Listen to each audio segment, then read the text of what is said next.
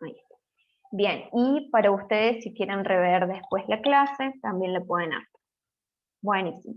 También tengo en cuenta que hay muchos compañeros que no tienen Wi-Fi, entonces tratamos, yo lo comparto mucho lo que son películas o links de YouTube, entonces entiendo que por ahí a muchos se les complica. No son obligatorios, son anexos, digamos, para ampliar un poco lo que es la teoría, ¿sí? Y por ahí en videitos o en cortos es más práctico o más entendible poder ver lo que nosotros estamos teorizando. Ahora vamos a empezar con 3 temas, vamos a ver hoy, que son fundamentales a la hora de hablar del acompañamiento terapéutico y del acompañante terapéutico. Lo primero que vimos en la primera clase fue un poco la historia, ¿sí? El comienzo, después el rol de la T, empezamos a vislumbrar qué es el acompañamiento terapéutico, qué es el acompañante terapéutico, pero como vieron, no es algo tan acabado y tan concreto que uno puede decir con una definición tan simple y abarcar todo. Entonces, lo vamos a ir construyendo a medida que van pasando las clases. Estos conceptos que vamos a ver hoy se van a sumar a la mejor comprensión de lo que es el acompañante terapéutico y el acompañamiento. Hoy vamos a ver vínculo, que es, van a ver lo fundamental y el objetivo primario de nuestro rol. Vamos a ver empatía y resiliencia, 2 conceptos también claves que hacen a nuestra función y a nuestro trabajo. Así que ahora vamos a comenzar. Bien, compartimos pantalla.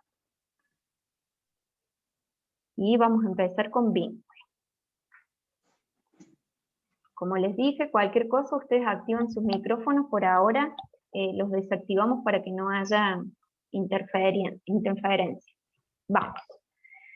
También, antes de empezar con este desarrollo, yo les quiero aclarar que van a ver muchas veces, ver y escuchar muchas veces, cómo se denomina al acompañante, al acompañado, perdón, de distintas maneras. Nosotros somos acompañantes terapéuticos, la abreviatura es AT. A nuestro acompañado lo van a escuchar y leer de la manera acompañado, paciente, y también lo van a escuchar como usuario. ¿Por qué usuario? Porque usa un dispositivo determinado, en este caso el acompañamiento terapéutico, ¿sí? Es importante que a ustedes les quede claro, yo por lo general hablo de acompañado, pero la mayoría de la bibliografía con la que se van a encontrar van a escuchar paciente o usuario, ¿sí? Bien, ya es importante que vayamos integrando, incorporando nuestro lenguaje propio. Vamos a empezar con la definición de vínculo, y siempre que empezamos con un tema, empezamos con su etimología. Entonces, vínculo viene de vinculum, atar, unir, lazo, ligadura, unión. Esa es la definición de vínculo. Los seres humanos se conectan entre sí a través del encuentro. Luego, por medio de la comunicación y de interacciones repetidas, se va a ir estableciendo un vínculo. En el vínculo van a participar 2 o más personas, necesitándose la una de la otra y surgiendo en un campo común donde tiene que haber reciprocidad. El vínculo es diferente a la relación. Esta última es la manifestación del vínculo, esta última es la manifestación del vínculo. Y este es algo que se internaliza, ¿sí? El vínculo es lo que se internaliza y la relación es lo que se observa que se da entre 2 o más personas. Cuando hay vínculo, cada uno tiene una representación interna del otro y a la vez también de ese vínculo que se genera entre ambos. Vamos a ver que existen diferentes teorías sobre los vínculos. Cuando nosotros comenzamos el cursado, yo les dije que desde este curso nosotros tenemos una mirada desde la complejidad haciendo hincapié en la teoría sistémica, pero podemos y es necesario saber que hay otras miradas, entonces también las incluimos para que ustedes también puedan ampliar y poder elegir de qué manera se sienten más cómodos y abarca más el concepto que ustedes están teniendo. El modelo existencial humanista es el primero en otorgar importancia a la empatía y a la escucha empática. Ya vamos a ver de qué se trata. Como aspecto esencial de los vínculos humanos, es decir, lo esencial de un vínculo es la empatía para este modelo, como necesidad del desarrollo y como una herramienta terapéutica, la considera. El modelo interaccionista sistémico enfatiza los aspectos comunicacionales del vínculo y sitúa los comportamientos en una secuencia de interacciones, señalando de esta manera la importancia del contexto en donde el vínculo tiene lugar. Acá lo que hace hincapié y le da importancia es a las interacciones, teniendo en cuenta el contexto, que es lo que va a determinar el vínculo. Y el modelo psicoanalítico entiende el vínculo como una repetición de modelos internalizados en la infancia, que se proyectan de manera inconsciente en las relaciones actuales. Lo que se repite no serían los modelos reales, los modelos vinculares reales, sino una internalización fantaseada de los mismos y de sus objetos y sujetos. Es decir, desde el psicoanálisis van a hablar de transferencia y contratransferencia. Para quienes no están interiorizados de estos términos, tiene que ver con lo que yo proyecto en el otro en relación a mis vínculos aprendidos, a mis vínculos infantiles en este caso, con los que han sido mis modelos, ¿sí? Y la contratransferencia es lo que a mí me transmite el otro y proyecta en mí de acuerdo a lo internalizado, ¿no? A mis propias vivencias. Pero le he descargado en el celular. Marisa, ahí está. Sí. ¿Podés silenciar el micrófono? Disculpa. Oh, perdón. No, no hay problema, no hay problema. Bien, entonces ahora vamos a ver vínculo a T acompañado, ya directamente después de haber visto la definición. El establecimiento del vínculo se constituye en el primer objetivo para un acompañante terapéutico. Esto es importante y es la base de todo, porque ya lo vamos a ir viendo, en todas las clases va a ir surgiendo, porque nosotros lo descartamos en segunda instancia. Cuando nos toca el momento de un acompañamiento, lo primero que pensamos es qué es lo que tengo que hacer para lograr el objetivo, ¿no? Los objetivos que tengo propuestos. Cómo hacer para que llegar a esa meta, ¿no? Para que mi acompañado pueda hacerlo. Y nos olvidamos de lo importante que es el vínculo. Sin vínculo, todo eso que yo estoy pensando y queriendo lograr no se va a dar, ¿sí? Ustedes piénsenlo en las distintas relaciones que tienen. Cuando nos dicen algo, comparten algo o los incentivan a hacer algo, tiene mayor cabida. Cuando la relación es de un vínculo estrecho, afianzado, seguro, o cuando lo propone cualquier persona que no es tan cercana. Y nos va a costar más, porque nos vamos a sentir inseguros, porque no vamos a tener credibilidad, porque no nos vamos a sentir apoyados, ¿sí? Hay un montón de cosas previas a lo que uno cree que es el éxito de un acompañamiento, que es que el acompañado logre el objetivo. Lo principal es el vínculo, poder vincularlos de una manera terapéutica, por supuesto. El vínculo no es algo que simplemente se da de una vez y para siempre, sino que se construye en cada encuentro. Y esto también es importante. Les va a pasar cuando ya veamos un poquito más adelante los movimientos dentro del acompañamiento, que quizás empiezan con un vínculo muy establecido, de mucha confianza, y cuando se dan cuenta que pasa un tiempo o hay algo, un obstáculo que aparece, o algo que no se da como tenían pensado, ese vínculo se ve quebrantado y dicen, uy, chao vínculo. En realidad el vínculo es una construcción de cada encuentro y tiene sus vaivenes. O puede pasar al contrario, que haya un comienzo muy dificultoso y que no vean avances y que se encuentren con que acá no va a haber vínculo y en realidad es el tiempo de cada persona con la que nos vayamos a encontrar, ¿no? La empatía es la base para la construcción del vínculo.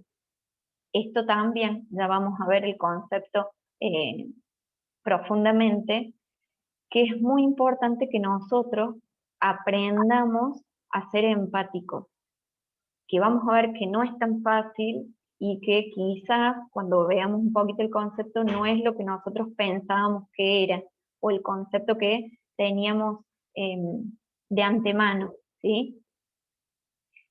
El vínculo entre AT y paciente es un modelo vincular que puede servirle al paciente para revisar otros vínculos. Y también es un vínculo en el que se repiten otros modelos vinculares viejos del paciente. Como vimos anteriormente en los distintos modelos, las teorías que tenían, si bien eran distintas, no se contraponían una con otra, simplemente de acuerdo a la mirada que tiene cada corriente, estaba puesto la visión. Y acá hay un poco de todo eso, ¿no?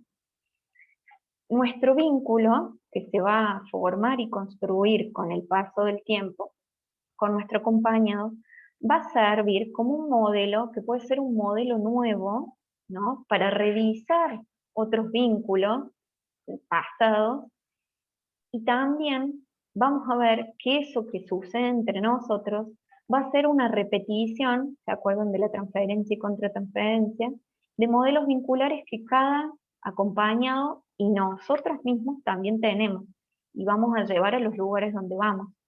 Lo que pasa es que nosotros estamos en una posición, en un rol y en una función de poder y necesitar adaptarnos a la demanda y la necesidad de ese acompañado, ¿sí? Quizás con una persona vamos a tener que posicionarnos de una manera más distante, a ver si tenemos una persona con problemas en lo vincular, que no comprende los espacios de cada uno.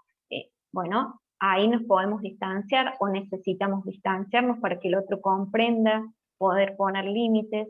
Y en otro caso, lo que nosotros vamos a tener que hacer es fortalecer eso, que quizás es lo que más se le dificulta, la interacción con un otro, entonces nos tenemos que acercar más, quizás empezar a ser más afectuoso, que quizás con otra persona no. Entonces, no es que nosotros vamos a cambiar quiénes somos. Yo, Janina, voy a ir a los distintos acompañamientos. Lo que va a cambiar es mi modo de vincularme de acuerdo a la necesidad de la otra persona. Entonces es muy importante la empatía para poder registrar eso y la flexibilidad, ¿sí? De poder con una persona comportarme y relacionarme de una manera y con otra de otra. Se intenta construir un modo diferente a la modalidad vincular que el paciente acostumbra, siempre pensando en que sea lo más sano y positivo. El paciente cuenta con una variedad de vínculos, pero no todos son terapéuticos. El vínculo que propone el acompañante se encuadra en un marco terapéutico que trasciende a la sola relación entre acompañante y paciente. Ya vamos a ver, y esto viene de la mano del encuadre. En la próxima clase vamos a poder hablar y profundizar un poquito más con esto. El vínculo terapéutico se define como un complejo entrelazamiento de el vínculo propiamente dicho, es decir, el tono emocional de la relación. Si el vínculo es bueno, agradable, seguro. También es el entrelazamiento del grado de acuerdo y adherencia a los objetivos propuestos. Como les decía anteriormente, si es un vínculo seguro, agradable, la adherencia a los objetivos propuestos va a ser mayor, ¿no? Que si yo no tengo un buen vínculo o un vínculo consolidado, ¿sí? y los grados de acuerdo sobre las tareas y los métodos de tratamiento. Parece similar uno del otro, pero ya más adelante vamos a ver que los objetivos que se proponen son una cosa y las tareas y los métodos son otra. Los objetivos son las metas a los que tenemos que lograr y aspirar, y las tareas y los métodos son qué hacer y cómo hacer para lograr esos objetivos, ¿sí? El vínculo terapéutico se trabaja con una disociación instrumental, y acá también es otro término de la psicología, para quienes no están cercanos a esto, tiene que ver con el poder estar involucrado, pero a la vez poder separarme y distanciarme para que eso sea un instrumento y no un involucramiento masivo de algo que va a dejar de ser terapéutico. Lo pensemos de esta manera. Si yo me involucro al punto de lo que la persona que está padeciendo, yo también lo padezco, si no puedo disociarme y distanciarme, tomar distancia para de una manera objetiva poder pensar qué hacer en relación a eso que sucede, yo lo que voy a hacer es estar junto a mi acompañado sin poder darle una herramienta, un recurso que sea terapéutico para poder sacarlo de esa situación, ¿sí? Entonces, la disociación instrumental es ese fino margen entre involucrarme, pero también poder salir de eso, involucrarme para poder entenderlo, y desde la empatía, que ya vamos a ver, que es necesario implicarme, y luego poder salir para tomar en cuenta qué es lo necesario para que sea algo terapéutico y que lo ayude en su bienestar. Profesora, Marcel, sí, sí, Marisol. una pregunta. ¿El acompañante terapéutico tiene que estar emocionalmente bien en sus emociones para ayudar? ¿En eso de eso está queriendo decir usted? Sí, y ya vamos a Ujú. ver también muy bien, Marisol. Ya vamos a ver más adelante cuando veamos lo que es entrevista de admisión, la importancia y también encuadre, la importancia de que nosotros mismos llevemos un registro, ¿no?, de lo que nos va sucediendo en el acompañamiento. Ujú. Como dijimos anteriormente en otras clases, eh, no significa de que a mí no me pasen cosas, a mí no me molesten cosas, no me enojen cosas, del acompañamiento, ¿no? No me duelan cosas, no me angustien. Sí me puede pasar eso. Lo que yo no tengo que permitir es que eso se involucre en mi trabajo, es decir, que no lo lleve al trabajo, que mi angustia sea tan grande que me desborde y me largue a llorar con mi paciente, que mi enojo sea tan grande que entienda a mi acompañado el enojo que tiene con su hermano y yo me ponga a discutir con su hermano. ¿Se entiende? Por eso es importante el registro, que ya vamos a ver más adelante, de nuestros sentimientos, lo que a nosotros nos pasa, y no está mal que nos pase, ¿sí? Ujú. Somos personas, nos van a pasar cosas. Ahora, lo que no tenemos que hacer es llevarlo al acto, a eso que nos Claro. pasa. Entonces, por eso va a ser importante un cuaderno de campo, que ya vamos a ver, donde vamos a registrar todo lo que nos va sucediendo, y el espacio de supervisión y, si es necesario, una terapia individual, personal de cada uno. Ujú. Por lo general se sugiere que cuando uno está atravesando un duelo, o una situación de embarazo, o que ha sido mamá hace poquito, no se tome un acompañamiento, porque estamos en situaciones vulnerables y delicadas, donde nuestra atención, nuestro foco, nuestras emociones están puestas en otro lado, ¿sí? Entonces, ¿qué puede pasar? Puede pasar que yo no esté donde tenga que estar, es decir, sí voy a estar físicamente en el acompañamiento, pero mi cabeza va a estar en otro lugar. Y también puede pasar que puedo estar tan involucrada en mi acompañamiento porque mi acompañado está pasando por un duelo, o porque está también atravesando una situación de embarazo o de haber parido hace poquito, y yo no voy a poder distanciarme esta importancia de la disociación instrumental. Entonces, hay ciertas cuestiones del ciclo vital que tienen que ver con esto, ¿no? De poder cuidarnos tanto a nosotros como a nuestro acompañado. ¿Sí? Bien.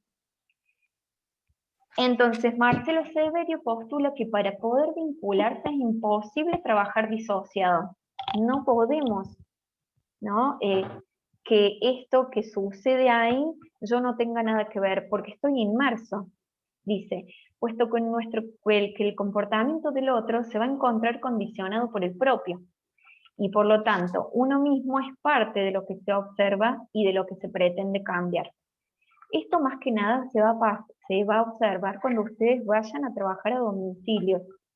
Quizás no tanto en instituciones donde hay muchas personas y diversas, pero cuando vamos a trabajar a un domicilio donde nos metemos a la intimidad y a las costumbres y a la idiosincrasia de cada familia, ahí sí va a sentirse nuestro acompañado un poco más condicionado, digo un poco más, porque en cualquier lugar donde uno vaya y tiene una persona que lo está acompañando, hay algún tipo de condición, ¿no?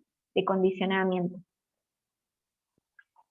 Por su parte, Susana Curas y Silvia Resniski dicen que el acompañante terapéutico debe ser capaz de disociarse. ¿Para qué? Para poder, por un lado, relacionarse con el paciente, esto que hablamos recién, es necesario relacionarme, involucrarme, pero por otro lado, mantener un distanciamiento crítico que le permita observar y evaluar esa interacción para después proponer algo terapéutico. Más adelante también cuando veamos el encuadre vamos a ver que esto hace mucho relación a los guantes de cirujano, a una metáfora que tiene que ver con esto, ¿no? Y ya lo vamos a poder pensar juntos.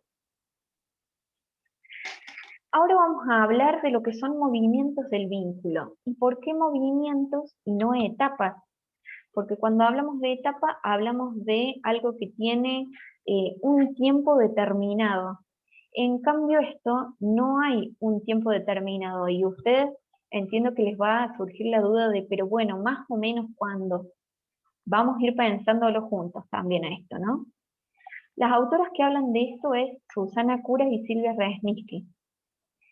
Y ellas dicen que en la experiencia asistencial se fue gestando un estilo propio en el establecimiento de vínculos entre ATs y pacientes.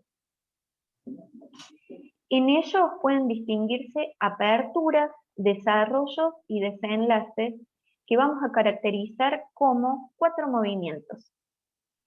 El inicio de la relación, la mayor aceptación del vínculo, la consolidación del vínculo y la finalización del acompañamiento. Ahora vamos a ver cada uno. El inicio de la relación. Estas autoras postulan que al comienzo de la relación las actitudes dominantes pueden ser de 2 tipos. De sospecha y desconfianza, por un lado, o de relación masiva, abrupta y prematura. Vean que acá estamos hablando de relación, porque para hablar de un vínculo, recuerden que tiene que trascender eso, ¿no? Y que el vínculo también tiene que ver con encuentros repetidos a lo largo del tiempo. Entonces, ¿a qué hace referencia sospecha y desconfianza? Por ejemplo, comenzamos un acompañamiento y nuestro primer encuentro con nuestro acompañado o con la familia o con las autoridades competentes de la institución es de mucha observación y preguntas, ¿no? ¿Por qué? Porque acá se juega la cuestión un poco persecutoria. ¿A qué viene? ¿Qué viene a hacer? ¿Qué viene a controlar? ¿Qué viene a ver? ¿Y a quién le va a decir lo que observa? ¿No? Hay un montón de preguntas que pueden surgir a nuestro acompañado y a su entorno de nuestra inserción en el campo laboral, ¿sí? Entonces, una de ellas es de sospecha y desconfianza. La otra es el polo totalmente opuesto, que es la relación masiva, abrupta y prematura. Quizás en el primer encuentro nos cuenta algo tan íntimo o tan fuerte que quizás no le contó nunca a nadie, o le contó a muy pocas personas en el primer encuentro. Y quizás nosotros pensamos, uy, pegó re buena onda conmigo, vamos a hacer un buen vínculo por esto que me contó que no le había contado a nadie o le contó a muy pocas personas. No necesariamente siempre tiene que ver con eso. Puede tener que ver con su diagnóstico, con una necesidad de expresar y de manifestar su, mira lo grave que es lo que te estoy contando, así que fíjate si vas a poder con esto, o es un pedido de auxilio, ¿no? Mira, te estoy contando esto, ¿por qué no doy más? Y son muchas maneras de poder transmitir eso, así que no nos confundamos.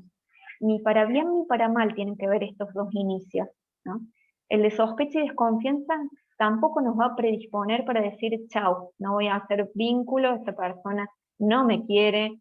¿Por qué? Porque también tiene que ver con el entendimiento, con el tiempo, de cuál va a ser nuestro rol y función ahí. Entonces, por eso la importancia de saber cómo vincularme con el otro.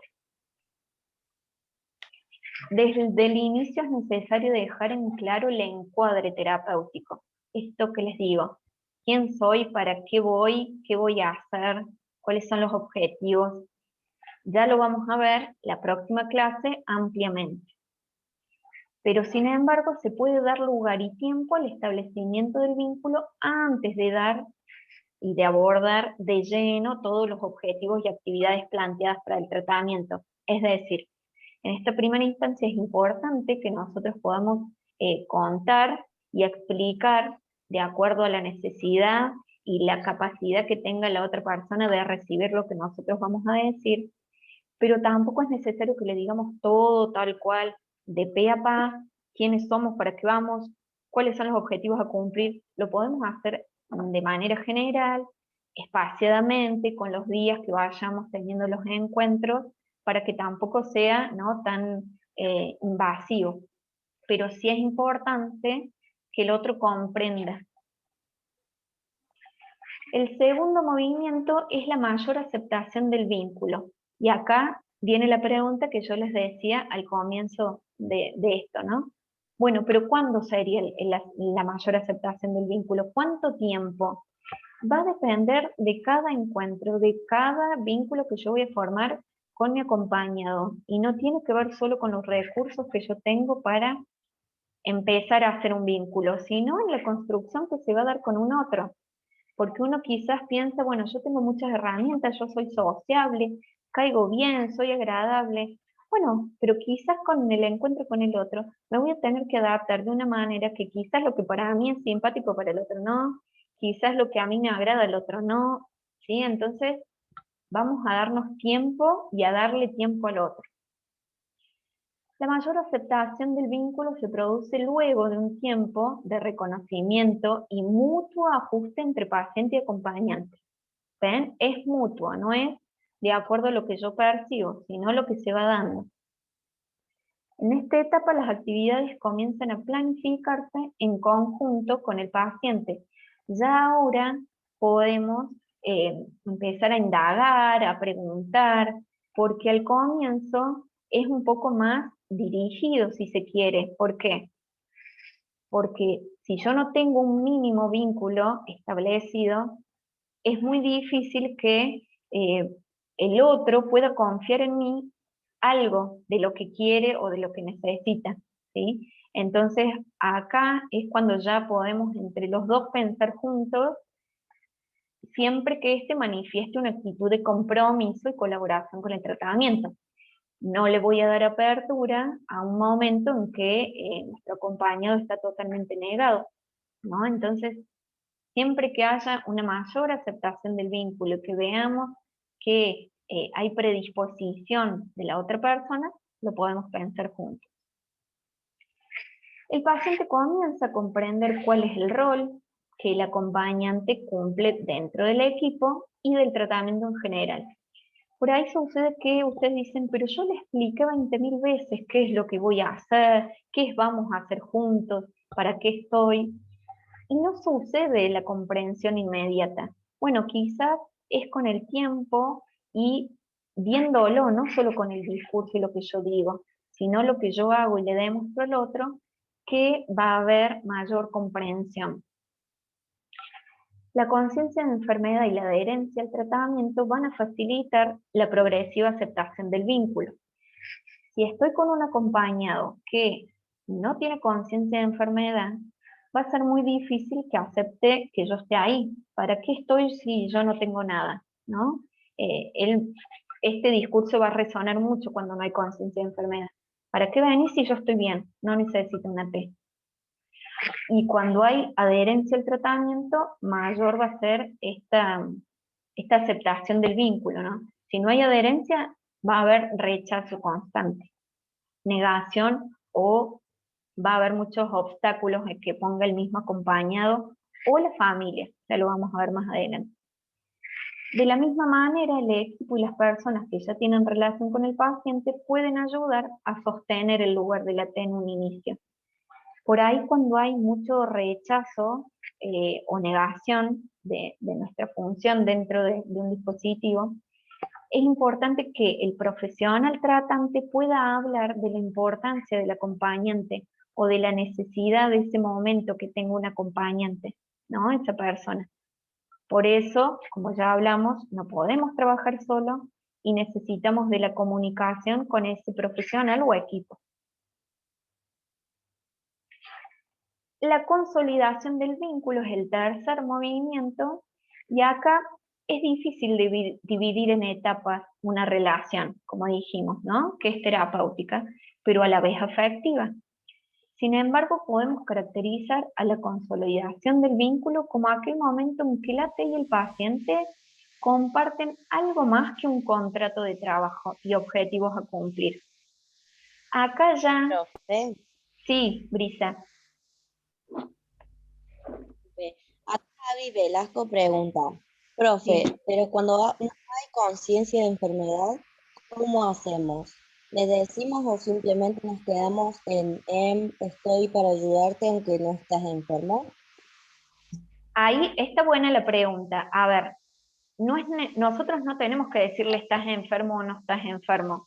Nosotros lo que vamos a decirle es, estás necesitando esto para estar mejor, simplemente yo voy a estar acá cuando me necesites. ¿Sí?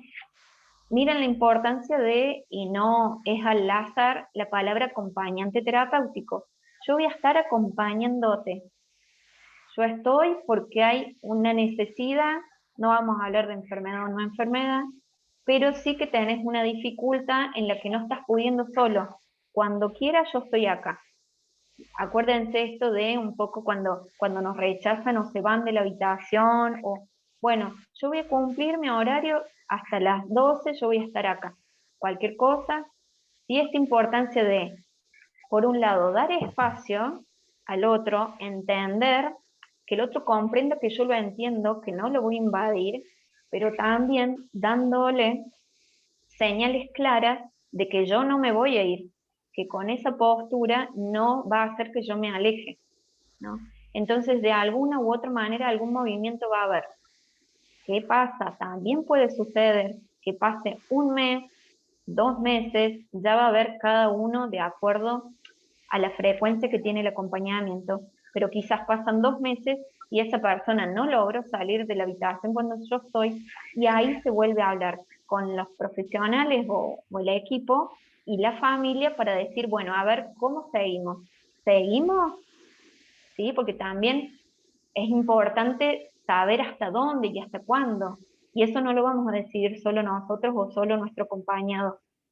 Va a ser un acuerdo entre varias personas, entre nuestro acompañado, entre el equipo profesional y la familia.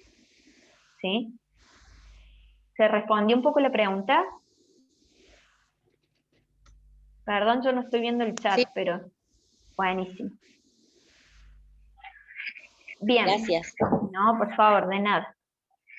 Entonces, como dijimos, es difícil de dividir en etapas estos movimientos, pero la consolidación del vínculo vamos a hablar cuando hacemos algo más que ir al acompañamiento para cumplir o tratar de cumplir estos objetivos, es decir, solo focalizarnos a las actividades que nos van a llevar al logro de estos objetivos.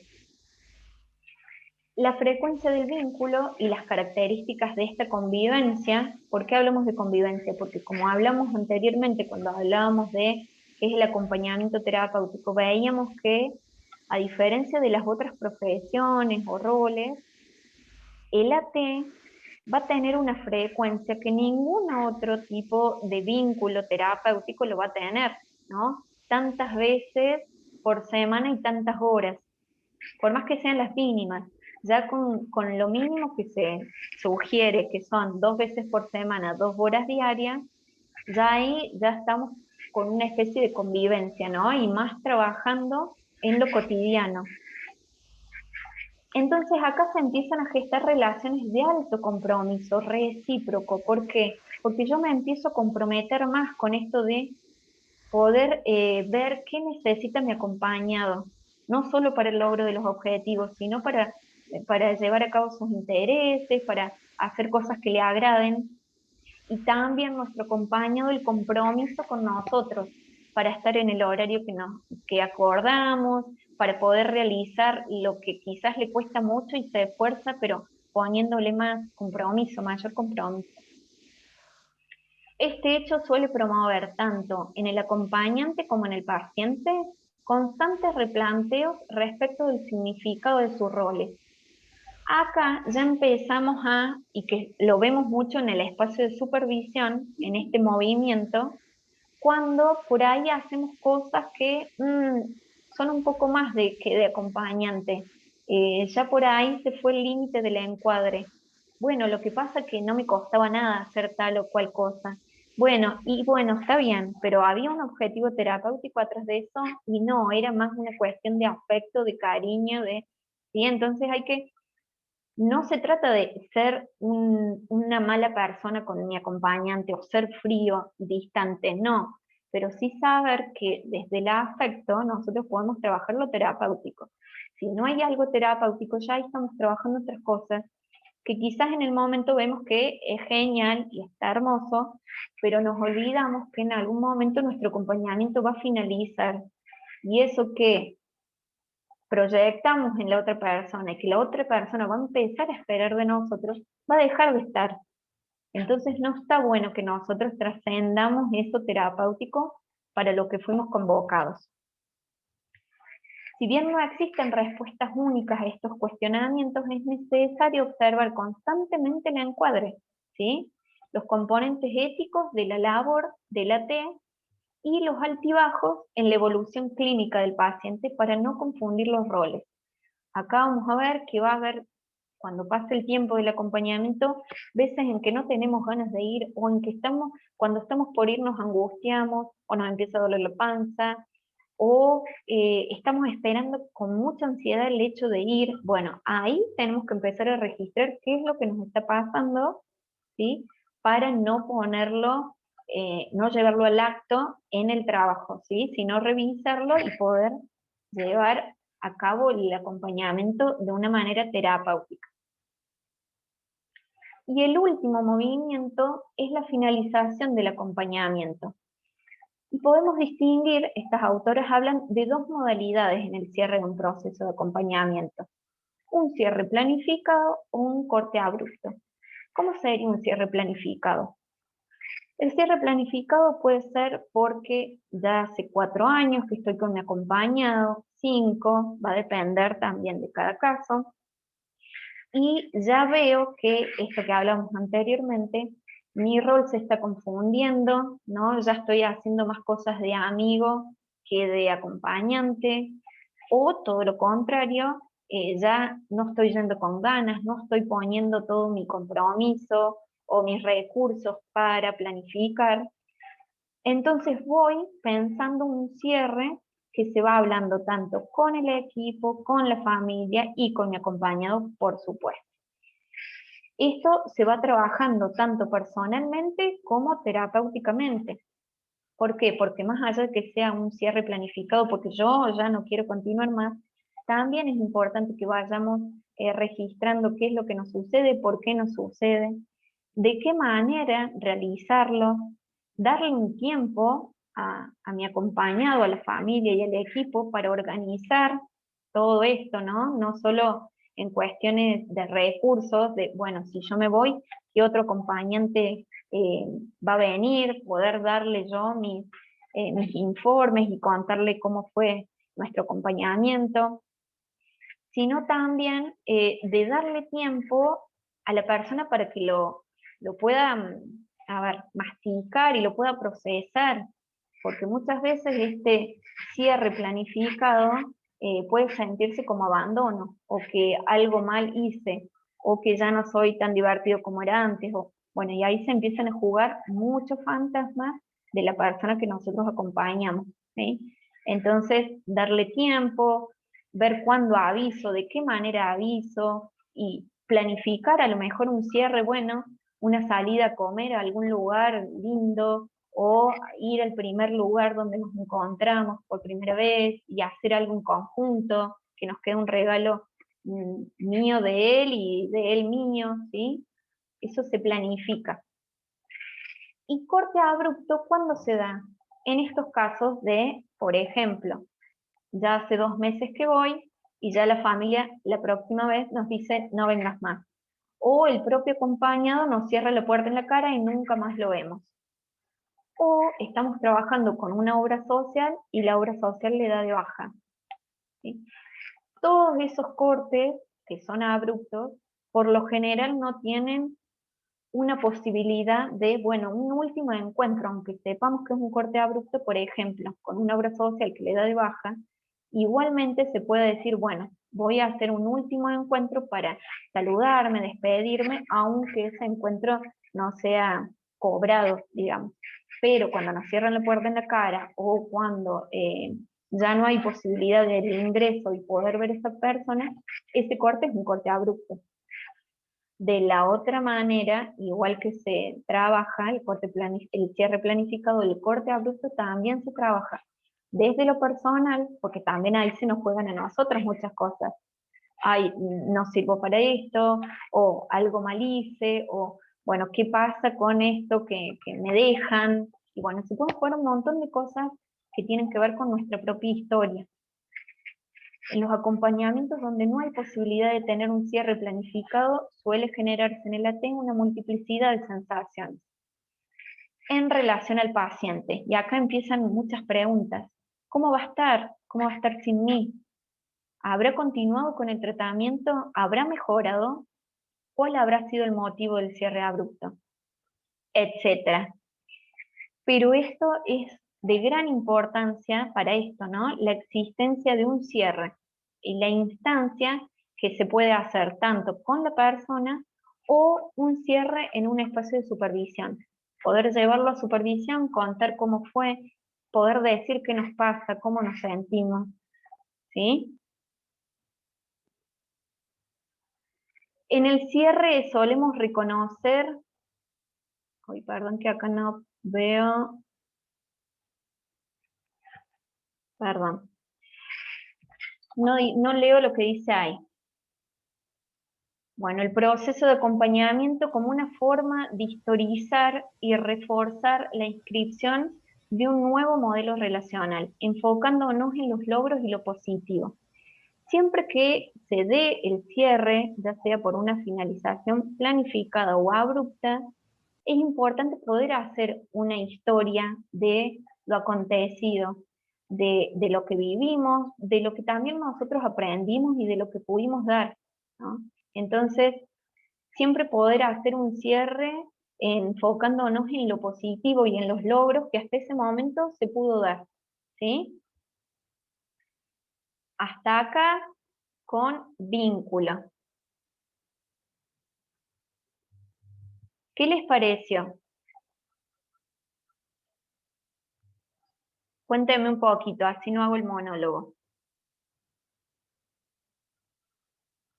Por ahí es mucha información, son muchos conceptos, por ahí parece una palabra vínculo que lo puede definir uno con 2 renglones, pero es importante que vean todo lo que depende de nosotros y de una construcción con un otro. No es solamente mis capacidades o mis recursos, también es teniendo en cuenta al otro y la importancia del registro, ¿no? Y del poder y capacidad de adaptabilidad que nosotros debemos tener para ver qué es lo que necesita el otro que yo le dé en ese momento. ¿Alguien le resuena? ¿Alguien? A ver, cuénteme un poquito. ¿No se animan a hablar o vamos bien? Bueno, yo el año pasado, lo del vínculo a mí, eh, digamos, es muy interesante para mí. A mí me llega mucho el tema del vínculo, porque yo tuve un nene el año pasado de 7 años y, y fue tremendo el vínculo que tuve con él porque hasta me decía por ahí mamá, mamá, mamá segunda, mamá primera, me decía así. Y a mí fue muy, muy, muy, es como que me llegó mucho porque después los padres se tuvieron que mudar a otro lado y bueno, obviamente se llevaron al nene, entonces como que ese vínculo ahí yo sentí que se rompió, sufrí mucho porque era como que era, era como si fuera mi hijo, ¿no? Aunque no lo era, pero era muy pegote a mí él también, era muy, todo el tiempo me llamaba, me quería venir a ver, entonces es como que yo traté también de separar eso, ¿no? Porque yo sabía que en algún momento por ahí a lo mejor él se va o quiere tener otro acompañante, porque bueno, la decisión de los padres, pero en este tema fue el tema de que ellos se fueron a otra ciudad. Entonces para mí fue muy fue un golpe para mí. Y no, quizá no lo pude separar, ¿no? No lo pude separar eso, y eso me llevó a estar mal, a estar triste, qué sé yo. Después, bueno, yo lo llamaba a la madre me daba con él, y la madre entendió por suerte lo que ese apego, ¿no? Entendió. Pero y bueno, después de a poco yo traté e intenté separarme de a poco, no llamándolo, no tratando de saber cómo estaba, porque era muy constante. Entonces, digamos, a mí un poco como que, bueno, después la, el profesor que estaba, que nos ayudaba, él me dio a entender de que yo tenía que ver ese tema de emocional, porque yo le preguntaba hoy cómo uno tiene que estar, ¿no? Porque Claro. después, bueno, el psicólogo, bueno, que tenían ellos también, me dijo que tenía que ver el tema de infancia, por qué ese apego, por qué esa separación que me dolió. Entonces, yo podía entender después de los tiempos, que bueno, yo tuve que ir a un psicólogo para ver ese tema, y comprendí, ¿no? El lazo que tiene que ver, el vínculo con el acompañante terapéutico que tiene con el paciente. Y hoy por hoy es como que uno va entendiendo el rol que tiene, ¿no? Aunque uno no deja de poder tener esa empatía con la persona, porque llega a quererlo como si fuera uno de la familia, ¿no?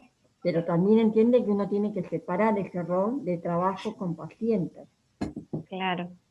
Gracias, Sí, Marisol, por compartir tu experiencia. Bueno, gracias. podemos tomar un montón, ¿no? De Marisol ahí de esto que fuimos viendo, cómo se ve en la práctica también. Marisol contaba, para mí era como un hijo, ¿no? Esto de proyectar los vínculos que uno tiene propios eh, o de su infancia. Entonces es importante que nosotros lo podamos ir registrando. Como les digo, no somos ni robots que no podamos sentir e involucrarnos y que nos pasen cosas, ni tampoco somos la Madre Teresa que vamos a dar amor a todo el mundo y que vamos a soportar un montón de cosas por el simple hecho de querer ayudar al otro. De vuelta, el acompañante terapéutico es una profesión que debe involucrarse, pero también debe saber cómo distanciarse para que sea terapéutico. Si no, como hablábamos la otra vez también, ¿no? Estamos haciendo voluntariado, que es hermoso, pero que tiene que ver con otra cosa, ¿sí? Yo por amor puedo hacer un montón de cosas y es re lindo y me satisface a mí, pero este no es el caso. Este caso es, quizás a veces tengo que poder decir no, aunque tenga ganas de decir sí, pero que tiene que ver con el objetivo terapéutico. Como le pasó a Marisol, esto de no poder, cuando se dio la despedida, y no poder decir, bueno, chao, y dejo de llamarlo, dejo de buscarlo, dejo de... Si bien uno puede tener un tipo de relación hoy con los medios que tenemos y las redes, a lo mejor con la mamá por internet, mandar un mensajito, hay que también darle espacio a la otra persona para que también pueda ir haciendo el cierre. Si nosotros no nos despegamos, la otra persona tampoco, y entiendo que tiene que ver con nuestro afecto y nuestro ego, pero no en el sentido malo, sino en nuestro ego que habla de la cuestión de que yo necesito que me quieran. Entonces, el poder hacer ese distanciamiento en el acompañamiento es súper importante. Ya van a ver más adelante cuando también veamos que el acompañante a veces trabaja con otro acompañante. Y la idea, que también vamos a trabajar nuestro ego mucho, es que no es que, ay, conmigo hace más cosas, conmigo no se porta mal, a mí no me pega, a mí... No se trata de a ver quién hace mejor o peor. La idea es que, mira, conmigo no me pega, ¿sabes por qué? Yo hago esto, compartir nuestro saber o nuestras herramientas o nuestros recursos para pasarle y compartir al otro, porque el día de mañana y nuestro objetivo es que no nos necesite más. Miren que hay que trabajar el ego. Estamos haciendo un montón y dando un montón de nosotros para que el día de mañana pueda solo y ya no necesite de mí. Entonces es importante poder transmitir nuestros conocimientos tanto a otro acompañante como también a la familia. Súper importante, súper importante. Yo creo que en todas las áreas trabaja en este trabajo, porque trabaja en la área del carácter, en el ego, en el orgullo, ¿no? El de poder, de ese apego, despegarse, no tanto de despegarse de las personas. Eso es lo que yo pude llegar a cerrar este tema después de lo que pasó.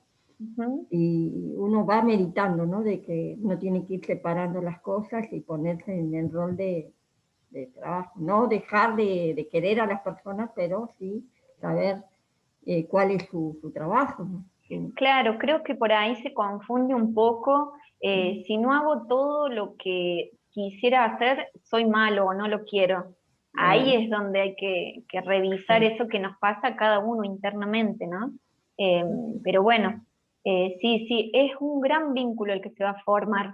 Ya, aunque arranquen con que nos cierre la puerta en la cara el primer día, después con el paso del tiempo, al tener esta frecuencia que les cuento, cuando pasaron 3, 4 años, van a reírse de eso y van a poder contar y les va a agradar y sí, se van a emocionar y va a pasar un montón de cosas. ¿Sí? Entonces, me parece que una compañera había levantado la mano, ¿puede ser? Hola, Janina. Hola, Yo quería Zoe. consultar. En esos casos, por ejemplo, donde uno se siente como sobrepasado, como por ejemplo lo que contaba la compañera, ahí uno debería comunicarlo a la persona que está supervisando. Siempre hay alguien que está supervisando. Se le comunica a la persona que pidió el acompañamiento. ¿Cómo podría uno trabajar si se ve como sobrepasado y se siente que, bueno, o estoy muy apegado o me siento muy incómoda con esto? ¿Lo tiene que trabajar solo o lo presenta? Me parece súper valiosa tu pregunta, Zoe. Ya también igualmente lo vamos a tener más adelante el espacio, pero creo por lo que contó Marisol, si no me equivoco, ella no tenía espacio de supervisión, quizás tenía reuniones de equipo. Entonces, es fundamental la supervisión. ¿Qué pasa? La supervisión la tiene que buscar cada acompañante. Entonces, por lo general, los acompañantes no buscan supervisión, porque bueno, el caso es fácil o por esto de que, bueno, no hay nada tenga que ver conmigo, entonces ¿para qué voy a supervisar? Y hay un montón de cosas que tienen que ver conmigo. Entonces, no solo es importante supervisar, sino también tener un registro, un cuaderno de campo, que también lo vamos a ver, para ir pudiendo poner lo que no puedo poner en un informe, que es esto. Hoy salí y tenía ganas de llorar porque, no sé, a Juan Cruz no le compartieron el juguete que estaban jugando todos, por ejemplo, ¿no? Porque son cosas que nos van a pasar y no está mal que nos pase. Eso quiero que les quede claro. Lo que está mal, porque tiene que ver con una profesión, lo que nosotros estamos haciendo, es que esa angustia yo la lleve a que me largue a llorar en el lugar, a que vaya y le saque los juguetes al otro nene que no le quiere compartir, ¿se entiende? Entonces es muy importante tanto el espacio de supervisión como el registro propio en un cuaderno de campo, y si es necesario, poder tener una instancia de terapia personal, ¿sí? Porque a veces nos mueven muchas cosas que tienen que ver con nosotros y que sí es necesario revisar. Bien. Bueno. Julia, me parece que querías decir algo. Buenos días. Hola. Bueno, desde mi experiencia de lo del vínculo, creo que aquí a mí se me ha hecho lo más difícil es la responsabilidad que han colocado los padres sobre uno. Cuando uno trabaja con niños con discapacidad, pues, que es la experiencia que yo tengo más del acompañamiento terapéutico, pues uno termina siendo muchas veces cubriendo la parte que le corresponde a los padres. Pues como digo, desde mi caso, cada quien tendrá su experiencia propia. Pues yo tengo como 4 años con el niño, ya está en una etapa de preadolescente. Entonces, él cuando está en mi casa, porque yo a veces le hago el trabajo acá en mi casa, él es muy diferente, se comporta muy diferente a como cuando está en su casa. Acá él sigue más normas, respeta, pero cuando está en casa de sus padres, o sea, no se ve casi el trabajo. Entonces, en esa manera se vuelve agotador, que hay momentos que pues ya yo estoy hasta evaluando de hacer como que ir generando un cierre, ir cambiando. Por eso, porque me siento agotada por ese punto. Que Claro. terminamos teniendo responsabilidades que no nos corresponden, porque nosotros hacemos nuestra planificación en el equipo de trabajo. Bueno, ya alcanzamos estos objetivos, vamos a trabajarlo esto y esto y esto. Pero en determinado momento ya los papás dicen, no, ya mi hijo tiene tal diagnóstico, ya él no es más de ahí. Ya él no es más de ahí. Entonces, la figura del acompañante terapéutico termina siendo más un cuidador para ellos, pero para uno que tiene el trabajo, que ve los objetivos que tiene el niño, que ve que sí puede lograr avanzar un poco más de acuerdo a su discapacidad y a las capacidades que uno le ha observado, se termina agotando uno, cansando, frustrando. Entonces, a nivel general, yo digo que del vínculo es lo más difícil, o sea, hacer entender al padre que ellos tienen su responsabilidad, como nosotros también tenemos nuestra responsabilidad, y que hay una línea muy delgada en que hay que respetar tanto ellos su proceso con su niño como el del terapeuta. Sí, me parece súper valioso también, Julia, que cuentes tu experiencia, porque ahí podemos ver dos cosas, ¿no? La dificultad que a veces sucede en la familia de poder ver que su hijo, en este caso, va a poder más si se generaliza lo que se trabaja en terapia, es decir, si los papás también repiten o realizan las intervenciones que hace o que se les dice. Y por otro lado también, Julia, en esto que vos decías de que estabas haciendo cosas, funciones de padre que no te correspondían, ahí también ver de qué manera yo puedo poner un límite, yo como acompañante, en no realizar eso, aunque me lo demanden o aunque me pongan en ese lugar. Es muy importante, ya vamos a ver en cuadre, que nosotros podamos decir hasta aquí, porque si no, si los papás no saben o se niegan o no quieren, van a transgredir siempre eso. Entonces es importante saber que a veces vamos a lidiar con familias que no se responsabilizan o no adhieren al tratamiento porque consideran que no es necesario, pero también es importante que veamos nosotros hasta qué punto nos hacemos cargo de eso. No nos corresponde, entonces, y más cuando hace 4 años que vos venís trabajando, no sé con qué frecuencia, pero por lo general se sugiere hasta 4 años un acompañamiento. Quizás si no son tantos días y tantas horas, bueno, se puede hacer un poco más, obviamente. Pero es bueno eso que decís, Julia, para pensarlo desde los dos puntos de vista, ¿no? Sí, hay una familia que quizás no se responsabiliza, pero también como acompañante yo hasta qué punto pude poner los límites de un encuadre, ¿sí? Y me sobreexigí por esto de querer ayudar, ¿no? Entonces, miren la importancia de tener en claro un vínculo terapéutico. Lucre, le tenés levantada la mano. Hola. ¿Cómo estás? Bien. Bueno, me quedé pensando en esto de las situaciones en las que uno por ahí como acompañante se puede angustiar y bueno, la importancia de no llevar al acto. Pero bueno, como que me quedé pensando en qué se hace, por ejemplo, en una escuela pasa esto, un conflicto con el acompañado y uno de sus compañeros, una pelea, lo que pasa, yo me angustio por dentro, puedo no llevarlo al acto, pero digo, como acompañante, ¿qué hacer con las sensaciones del acompañado en ese caso? Como que si él se siente mal o lo que sea, bueno, supongo que ahí o el acompañado me pedirá algo o no, o Claro. yo simplemente como acompañante lo observo y lo transmito al equipo, o bueno, no sé, como eso, o sea, conmigo no es como no llevar al acto mis sensaciones y llevar a la supervisión. Y desde el acompañado, o yo con el acompañado, ¿qué haría, digamos, como... Claro. Bien, no, bien, Lucre. A ver, primero va a depender de vuelta, de el acompañado. ¿Por qué? Porque hay personas que cuando se angustian necesitan contención hasta física, y hay acompañados que la angustia, mientras más lejos estás, mejor.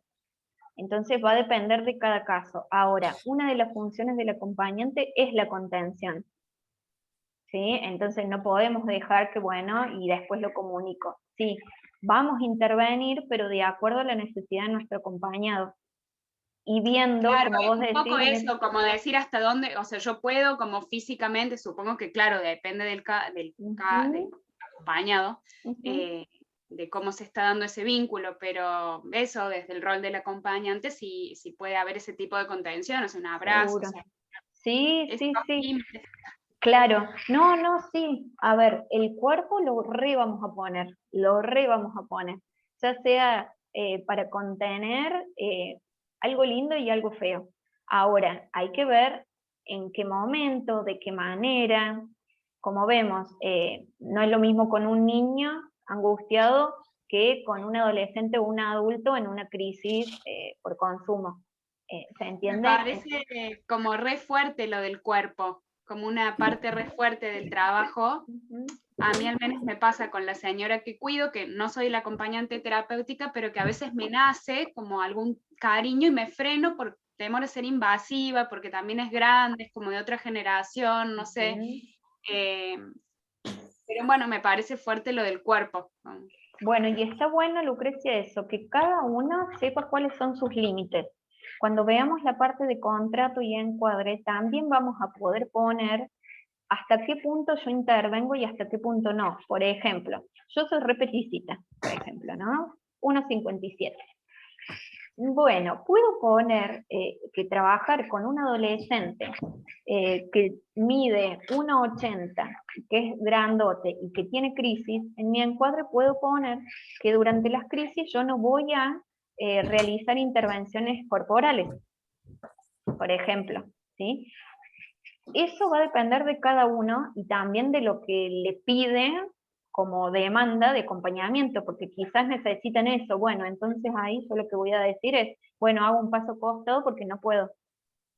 Y no me voy a castigar por eso. está bueno cada uno saber hasta qué punto puede y no puede hacer algo, porque no solo voy a buscar mi bienestar, sino también el del otro, porque no por querer hacerme la mujer maravilla me voy a meter en un lugar que donde después no voy a poder ayudar, ¿no? Entonces, la idea es eso, por eso siempre en acompañamiento terapéutico es cada caso, porque no solo va a depender de nuestro acompañado, de la edad, del género, de su patología, del contexto, sino también de nosotros.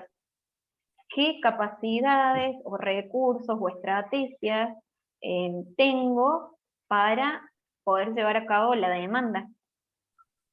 ¿Sí? Brisa, ¿tenés la manito levantada? Sí, profe, quería comentar que a mí me pasó, yo trabajo en un geriátrico y tengo dos abuelos, hombres, y uno sufre a veces cuando las cosas no salen como él quiere, se pone medio agresivo, medio violento, y ahí es cuando yo decido alejarlo del grupo, dejarlo sentado solito hasta que él se calma, y cuando él logra calmarse, yo ir y sentarme y conversar con él para explicarle, porque a veces tengo miedo de que él reaccione mal y me golpee sin querer, porque no es Está que lo va a fuera de hacer sí. intencionalmente, sino que capaz bronca o impotencia que él tenga, capaz él me puede golpear, entonces yo tomo la decisión de alejarlo y dejar que él se calme y después ir a conversar con él. Fantástico, es una herramienta súper válida, pero que Brisa sabe que lo puede utilizar con esta persona. A ver, es como una herramienta básica, pero digo, no con todas las personas se puede usar, porque a lo mejor una persona cuando se pone así y yo intento que se retire para que, quizás la pongo peor. Entonces, por eso digo, hay que saber qué recursos yo tengo para utilizar y qué le va a servir más a esa persona. Si voy a poner el cuerpo, también es importante saber de qué manera. Hay ejercicios, hay explicaciones de cómo hacer en cada intervención. Así que bueno, sí, son cosas para tener en cuenta. Bueno, buenísimo, entonces está bueno que cuenten sus experiencias y sus dudas, así no es tan que hablo yo sola. Ahora vamos a ver, ¿alguien quiere decir algo? ¿Berenice? Tengo la mano levantada. Ay, no se vio, o yo no la veo. Decime sí. Hola, ¿cómo están? Muy No, bien. estoy acá meditando acerca de todo lo que, bueno, lo que vamos conversando, lo que se va exponiendo, y siento que lo de la terapia personal, lo del estar bien parado, lo de trabajar las mismas limitaciones de uno mismo, para luego también trabajar los límites, ¿no? Porque los límites, según como sean, si son límites flexibles, acordes y amorosos, bueno, nos habilitan poder sostener, poder contener. Entonces es como, siento que en esto de lo que nos podemos llegar a encontrar con las proyecciones, con las reacciones, esto lo vamos a ir como hilando en la medida del vínculo, ¿no? Cómo me acerco a mi acompañado en una crisis, si necesita un abrazo, si necesita que me retire, si, como bueno, es como una constante observación, ¿no? Y una autoobservación de cómo yo reacciono o voy a reaccionar. Bueno, es un gran desafío. Sí, sí, sí. Vieron que no sé si les pasa a todas o a algunas le ha pasado de que cuando uno empieza el curso de acompañamiento terapéutico piensa que va todo dirigido a qué tengo que saber del otro, de nuestro acompañado, de su discapacidad, de su patología y cómo hacer con cada... Y en realidad tengo que mirar primero un montón de mí, ¿no? Para Sí. poder brindar, porque el foco, como vamos a ver más adelante, no va a estar puesto en su diagnóstico, no porque no es necesario, ojo, yo no soy de la postura de que no sea necesaria, pero sí soy de la postura de que vamos a trabajar con las dificultades y con las Ah, posibilidades de la persona, más allá de su claro, diagnóstico. Yani, sí, en Sí. esto que se viene, o sea, es ver cómo interacciona Ujú, eh, este ser, este acompañado ujú, con su inmediato, ¿no? totalmente. Con su vínculo, y cómo, o sea, cómo también su entorno interacciona con él, Sí, sí, ¿no? sí, Porque seguro. ahí vamos a poder como hilar un montón, y me parece que es todo un proceso de construcción que bueno, que va a haber veces que se nos caiga, veces de rever, que está re bueno poder eh, tener un lugar supervisado, si no nos los Ujú, dan, encontrarlo, ujú, buscar, ¿no? Si no se ofrece desde el equipo, poner claro, que no claro, ofrezcan ese espacio, digamos, ¿no? seguro. Pero bueno, y encontrarlo, y el registro a mí en la vida personal me sirve el ir registrando mis emociones, mis ciclos, Ujú, hasta yo siendo mujer, mis ujú, ciclos de cómo estoy en cada ciclo lunar mío, ¿no? ujú. Entonces también ahí uno va sabiendo con qué energía está predispuesto emocionalmente, con qué, viste, es como, lleva un lindo trabajo. Sí, sí, aparte es constante, no es que, bueno, es un Constante. tiempo y ya lo termine de construir. No, se va construyendo constantemente. Igual también, por otro lado, para que no quede, digamos, el miedo de, bueno, ¿y yo cómo voy a saber qué necesito o qué tengo que hacer en ese momento si le da una crisis? No van a empezar un acompañamiento sin información de su Claro. acompañado. Eso también quédense tranquilos. Por eso la Eso, importancia de trabajar en equipo o con un profesional.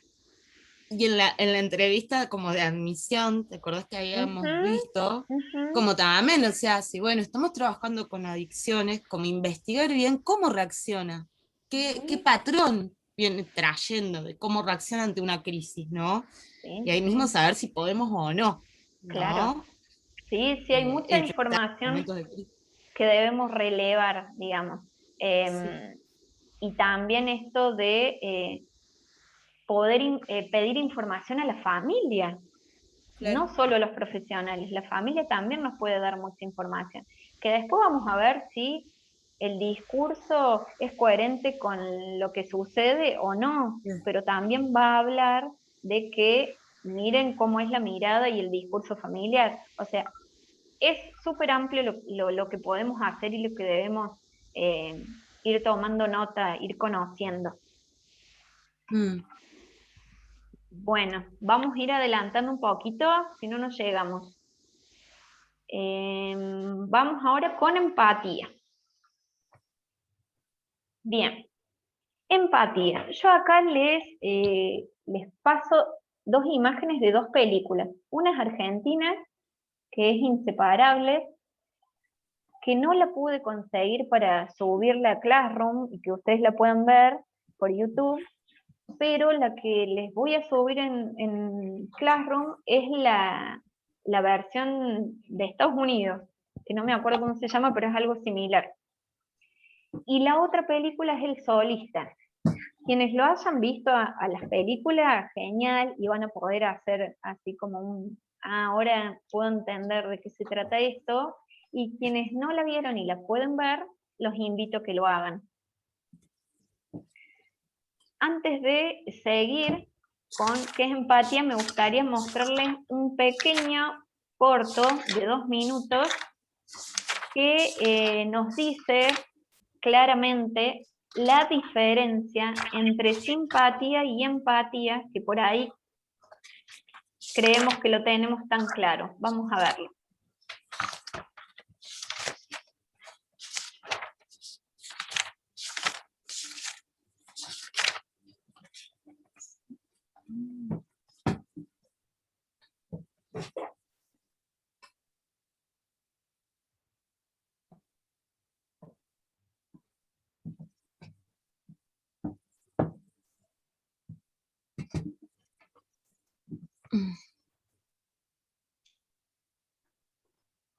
¿Yani?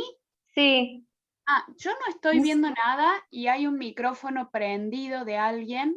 Ah, ahí vamos a ver. Como que no nos está compartiendo la pantalla, profe. Ah, muy mal de mi parte. Avísenme porque yo no me doy cuenta. Por eso avisé, porque digo... Gracias por avisar. Ahí vamos de vuelta. Ay, ahora sí. Esperen. Ingui. Acá estamos. Claro, yo estaba muy entretenida viendo lo que ustedes no veían. ¿Ahora sí? Sí, sí. Bien. Ahora Bueno, se ve. estas eran las imágenes que les decía de las pelis. Inseparables, que es Argentina, y El Solista. Bueno, son dos películas que podemos ver mucho esto de lo que venimos hablando, del vínculo, en un caso un poco más terapéutico, o sea, si se quiere, en el caso de la película Inseparables, que está la versión en inglés, y El Solista, que no tiene que ver con un vínculo terapéutico, pero sí la importancia de ese vínculo que se forma entre dos personas, la empatía, que ahora es lo fundamental que vamos a ver, y que es inherente a poder formar un buen vínculo. Y ahora sí, vamos con este videito que les digo, les quería mostrar, muy cortito, de 2 minutitos, para ver la diferencia entre simpatía y empatía.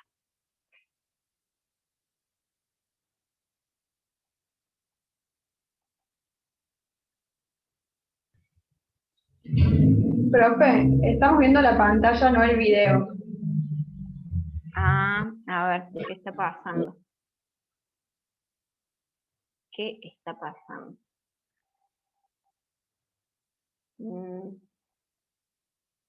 Esperen un minutito.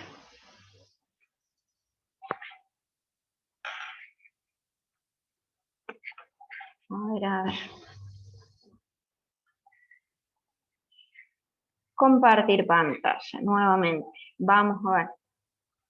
Tercera. Ahora, ¿cómo ven? La pantalla vemos ahí. Que es empatía y el...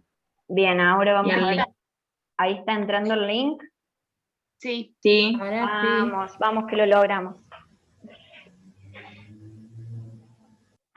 Está un poquito largo quizás.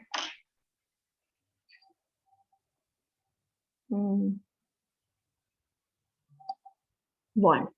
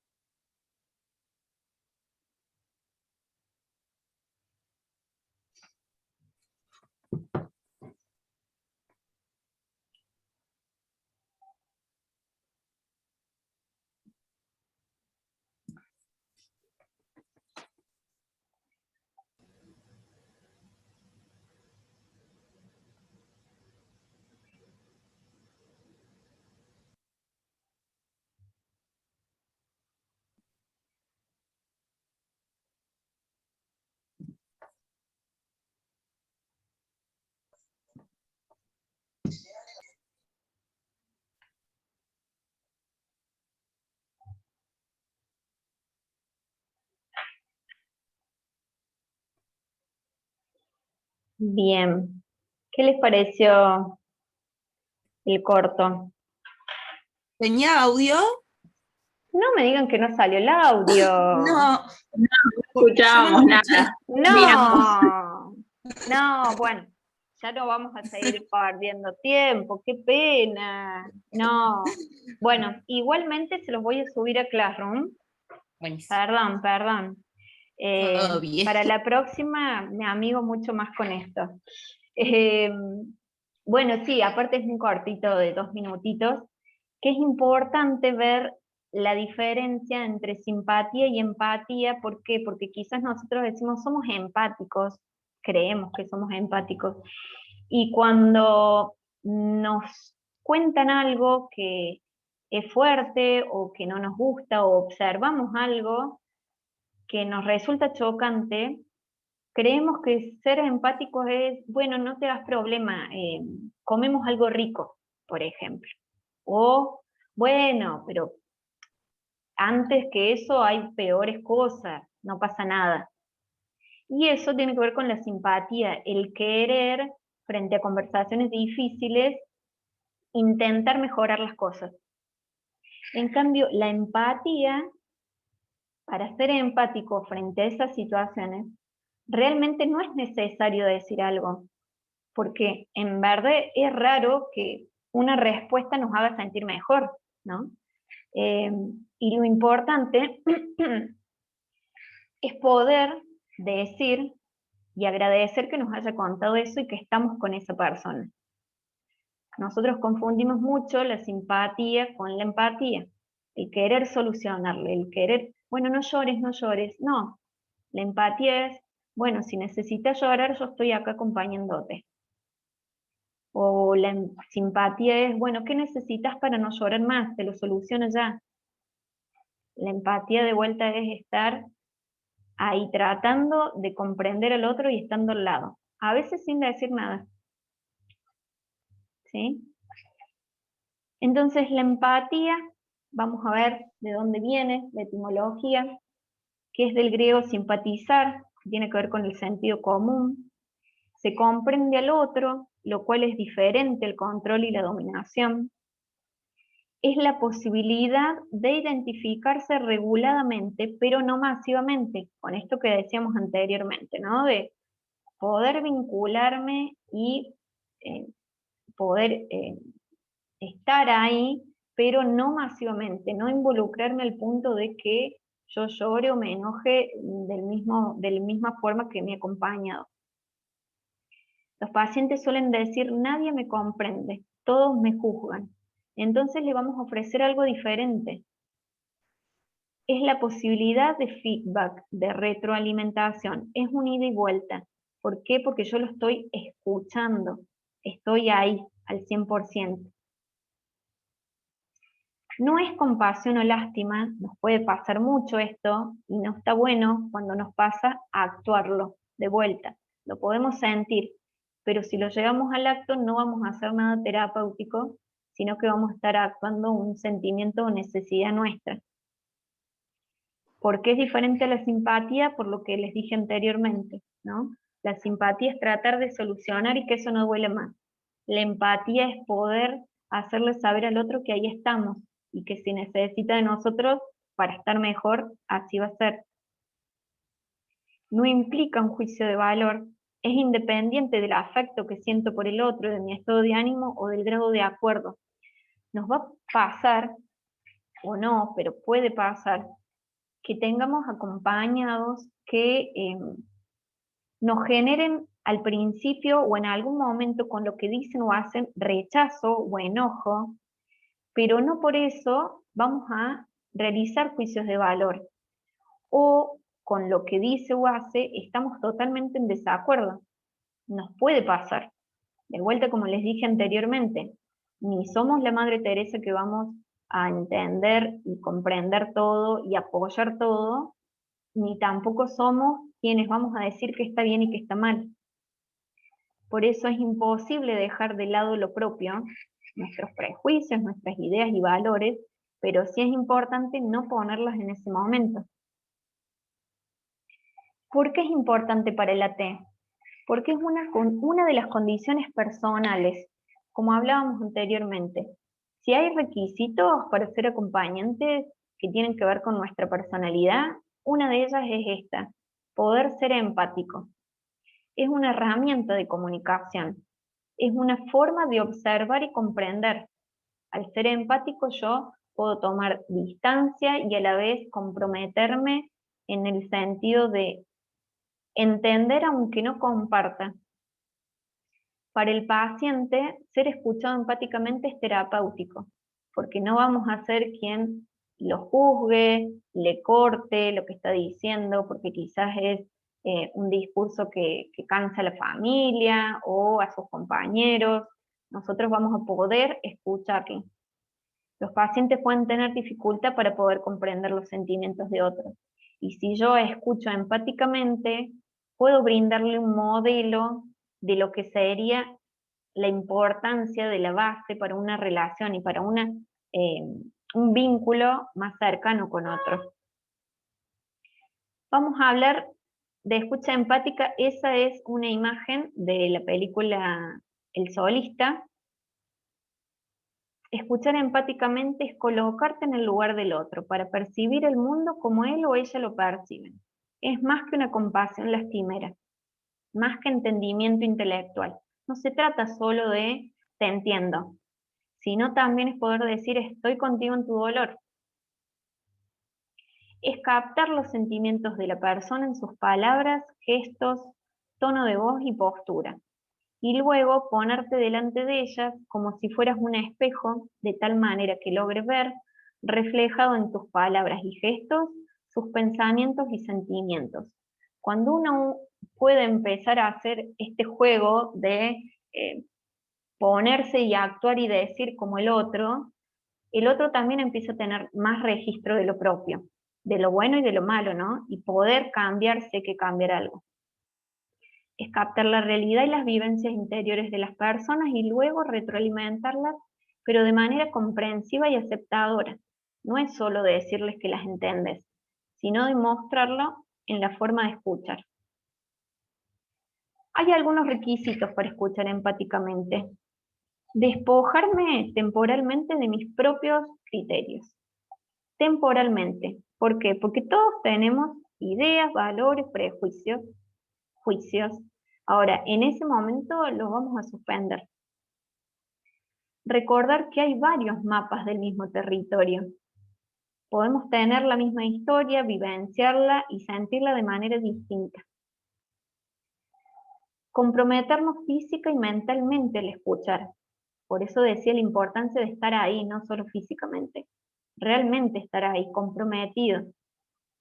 Concentrarnos en la otra persona, focalizarnos en ella. Evitar ponernos a la defensiva, porque puede haber mucha agresión del otro lado, ¿no? De nuestro acompañante.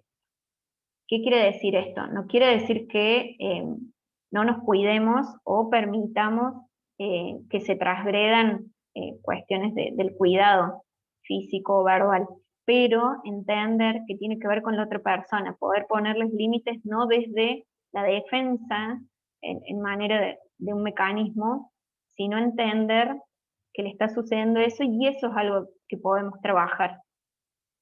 Intervenir de manera terapéutica en ese momento. Reconocer la validez de las percepciones y los sentimientos del otro, aunque no sean lógicos, aunque sea algo desmesurado, aunque sea algo que tenga que ver con su patología, reconocer la validez. No es seguirlo en su, por ejemplo, alucinación, no es acrecentarlo, pero tampoco es negarlo o subestimarlo, o en su dolor, como puede ser un duelo de hace 15 años, no subestimar eso porque es lo que está sintiendo. Aceptar incondicionalmente a las personas como tales, sin que esto implique necesariamente aprobar o estar de acuerdo con sus conductas o sus opiniones.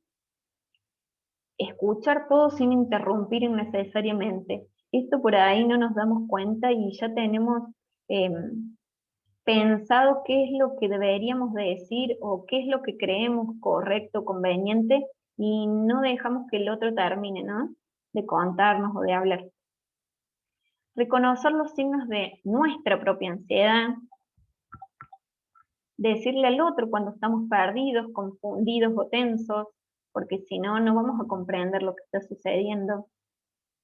Aceptar que no necesariamente se va a llegar a la solución del problema. Esto es importante tanto para el otro como para nosotros. Nosotros no vamos a ser los solucionadores.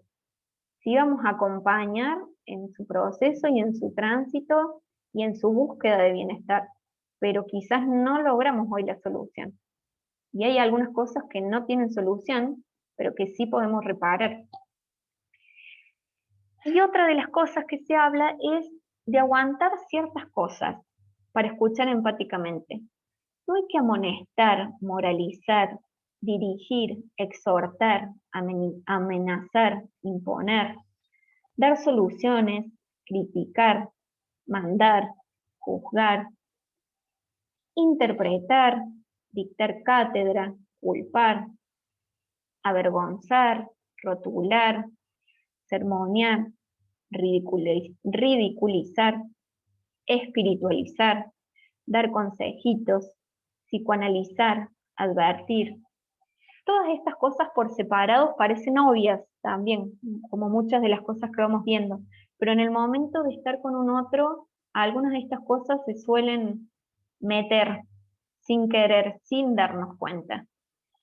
Yo puedo tener una religión y ser partidario de eso, y que esté todo mi fe y fuerza puesto ahí, y a mí me ayudó, pero no por eso voy a dar mi punto de vista o pensar que ese es el único que va a necesitar esa persona. Acuérdense de la importancia de ver qué es lo que demanda, cuál es mi idiosincrasia, ¿sí? Yo no voy a juzgar lo que piensa, cómo piensa, pero tampoco voy a tratar de que piense como yo pienso, ¿sí? Faltaba ordenar. ¿Cuáles son los obstáculos para la escucha empática? La interrupción, como hablamos anteriormente. Respondemos prematuramente aparte de lo dicho, interrumpiendo al otro y perdiendo el contexto y la perspectiva. La ansiedad. A veces nos angustiamos por algo que dice el otro y comenzamos a defendernos mentalmente. Quizás no le decimos nada, pero mentalmente estamos pensando eso que nos dijo y nos angustió, y nos olvidamos de todo lo otro. El absolutismo. Evaluamos mientras escuchamos lo que está bien o lo que está mal, lo bueno o lo malo. El egocentrismo. Creemos que nuestro punto de vista es el único, o al menos que debería serlo, o el mejor, ¿no? La autoconciencia. Estamos pensando más en nosotros mismos que en el otro, o en lo que éste dice. Que a lo mejor decimos, uy, si a mí me pasara, yo haría o diría, y no tiene que ver con eso.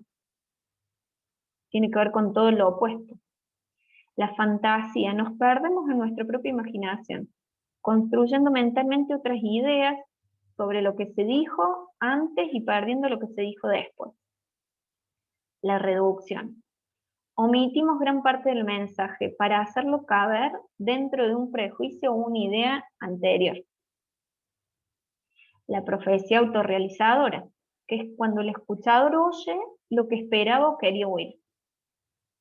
La saturación es cuando no podemos manejar la cantidad o la complejidad de la información recibida. En esos momentos es importante poder decirle, espera, no te entendí, o para, es un montón lo que me dijiste, me podés volver a repetir. El acuerdo forzado, cuando distorsionamos el mensaje para que esté más de acuerdo con nuestras propias opiniones. ¿Y cuáles son los resultados de poder escuchar empáticamente, de saber hacerlo? Al ser escuchadas, las personas se sienten comprendidas y esto ya de por sí es terapéutico. Por eso, como les decía anteriormente, no es tanto lo que le vamos a decir, sino la importancia de poder escuchar y saber estar en ese momento. Sienten que la libertad de hablar de sus problemas, en lugar de reprimirlos, es algo nuevo, ¿no? Por esto de que o no lo podían decir porque le decían que era loco, o no lo podían decir porque cansaba a todo el mundo. se dan cuenta que no son locos, que sus reacciones son normales y naturales y que todo pasará. Frecuentemente toman conciencia de sus responsabilidades y de sus capacidades para resolver sus problemas. O sea, salen de la queja al ser escuchados y se pueden poner a pensar en que tienen posibilidades de salir de ahí, de hacer otras cosas. Entonces eso les permite neutralizar la agresividad y la defensa, porque no hay un otro que ante lo que dice se contrapone o lo censura. Y fortalecen las relaciones interpersonales, en esto de brindarle un modelo nuevo, más sano y mejor, del poder escuchar al otro, sentirse escuchado y ver que eso les ayuda a ellos, pueden percibir que de esa manera también los otros puede servirle, ¿no?, a los demás y ellos también pueden empezar a hacerlo. Es un modelo vincular que se presenta nuevo y un recurso que pueden también internalizarlo y aplicarlo ellos. Bien. ¿Qué les pareció esto de la empatía? Con la diferencia de la simpatía, si bien no pudimos ver el videíto que fracasé en los varios intentos, es importante que tengamos en claro la diferencia, ¿no?, de la simpatía y la empatía, que por ahí se nos confunden, pero no es tan fácil ser empático, no es tan fácil, es todo un ejercicio y un trabajo que, bueno, que tenemos que ir aplicando y trabajando y poniéndolo siempre ahí, ¿no?, en cuestionamiento. Me hace pensar a mí en por ahí cómo me cuesta o cómo nos cuesta no hacer, como que Claro. siento como que la empatía es eso, más un lugar de, bueno, que es escuchar, que es eso. Bueno, y esto que decís vos, Lucrecia, también nos va a pasar cuando, ¿cómo sentimos nosotros los momentos, por ejemplo, de silencio, o cuando no estamos haciendo una actividad particular en sí específica? Entonces no estamos haciendo nada. Si hay otro que nos mira, uy, ¿qué va a decir? Estoy robando plata. Bueno, siempre que haya silencio o que no haya una actividad concreta que estemos realizando, pensemos por qué lo estamos haciendo y para qué. Porque quizás le estamos dando el tiempo necesario a la otra persona. El acompañamiento no se trata de hacer haciendo algo. El acompañamiento hacemos estando. ¿Sí? Pero primero eso lo tenemos que entender y creernos nosotros mismos. Yo muchas veces les digo de que cuando tenemos la primera entrevista o el primer encuentro con la familia o las autoridades donde vayamos a trabajar en una institución, poder explicar esto. ¿Por qué? Porque nos quita el peso de encima del primer encuentro cuando estemos en silencio o no estemos haciendo nada, de la sensación de no, tengo que hacer. Si ya en el primer encuentro ya lo decimos, que tiene un objetivo y que el objetivo es darle el tiempo a la otra persona, el poder observar, el poder registrar, ya también nosotros nos vamos a distender. Pero sí, la empatía es eso, es dar lugar y bueno, ver cómo trabajamos nuestra incomodidad, nuestra ansiedad frente a esos lugares que por ahí nos ponen, ¿no? Acá estoy leyendo lo que dice Vale, si alguien más quiere comentar algo. Yo creo que la empatía no es tan fácil cuando uno, en este tiempo que uno quiere hablar y hablar y hablar, y decir todo lo que piensa con lo que se está viviendo en el país y en el mundo, uno trata de dejar esa palabra empatía de lado y poder siempre dar ese paso de contestar, de decir primero lo que piensa. Pero bueno, yo creo que sí, si la empatía uno lo pone en práctica, va a llegar a un buen resultado, y más en este trabajo, ¿no?, de que tiene mucho para dar, ¿no? Sí, tal cual. Y aparte, esto de que nosotros pensamos que vamos en el lugar de saber, de que nosotros vamos a dar el conocimiento y lo que está bien. Ojo, nos quitemos eso, ¿no? nosotros nos vamos a conocer con otra persona y a ver qué necesita y qué puedo ofrecerle yo, y les aseguro que nosotros aprendemos un montón. Entonces, esto de la empatía también da lugar a esto, y ahí tomo y leo lo que dice Vale, de que es una habilidad social que va a favorecernos también a nosotros como acompañantes. Entonces, sí, ven que son muchos trabajitos que tenemos que hacer personalmente, y que no es que, bueno, empecé a hacerlo, ya está, lo trabajé, listo, lo tengo incorporado. Es día a día. No nos vamos a convertir en la mujer maravilla, ni en la mujer más buena del mundo, ni la idea es que en cada encuentro y en cada vínculo con un otro podamos dar lo mejor de cada uno y que beneficie también a la persona que está con nosotros. Bien. Profe. Camila, ¿cómo estás? Sí, bien. Yo pensaba en todo lo que se venía hablando, como que todos los ejemplos que contaban mis compañeras eran todos como de la presencialidad con el otro. Pensaba en lo difícil que se vuelve en la actualidad y lo que pasó el año pasado y lo que parece que no sabemos qué va a pasar. Lo difícil que es esto de formar el vínculo, de tratar de formar un vínculo mediante una pantalla, y bueno, esto de la empatía y todo lo que se venía hablando. Por ejemplo, yo el año pasado tuve que hacer mi práctica de residencia del profesorado en educación especial mediante la virtualidad. Y me costó un montón tratar de conocer a los chicos, de que formar un vínculo, de que ellos me contesten, porque yo no los conocía y si bien ellos te daban información, pero no tan específica de cada uno, como que yo en un momento me sentía como re frustrada, porque a lo mejor en una videollamada que duraba 1 hora, como que estaba todo el tiempo hablando y preguntándoles y como que del otro lado no tenía una respuesta, o quizás porque, no sé, no me conocían y por qué me iban a contestar. Y como que en ese momento no sabía qué hacer, porque nadie nos formó para ver cómo nos conocemos con el otro mediante una pantalla. Entonces, también ese sería como otro desafío aparte, además de esto de formar el vínculo, tener empatía. Sí. Porque a las compañeras como que todo era teniendo al otro enfrente, en una presencialidad, en cambio, mediante una pantalla es como todo mucho más complejo, no sé, para mí. Sí, sí, aparte, mire, nosotros tuvimos, ahora cuando empezó la pandemia, nosotros antes de pandemia teníamos prácticas supervisadas dentro del curso. A partir de la pandemia ya las prácticas no están más, y se nos habría propuesto en una de las instituciones que los alumnos tuvieran prácticas virtuales. ¿Por qué nosotros le dijimos que no? Porque el acompañamiento, al ser tan importante el tema vincular, aunque sea unos primeros encuentros, tienen que ser presenciales. Es muy difícil, como vos decís, atravesar una pantalla con alguien que ni conozco. Ya de por sí es difícil estar con alguien que no conozco.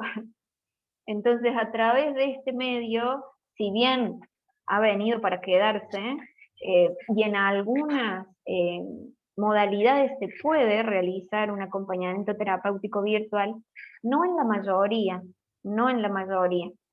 Y también va a depender esto, ¿no? De quizás si se vieron unos encuentros o ya llevan un tiempo viéndose, entonces se conocen, quizás ahí sí después se pueda obviar la parte de la presencialidad y seguir de manera virtual.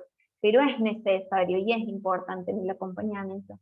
Más allá de que no sea necesario el contacto físico directo, pero sí la presencia, la presencia.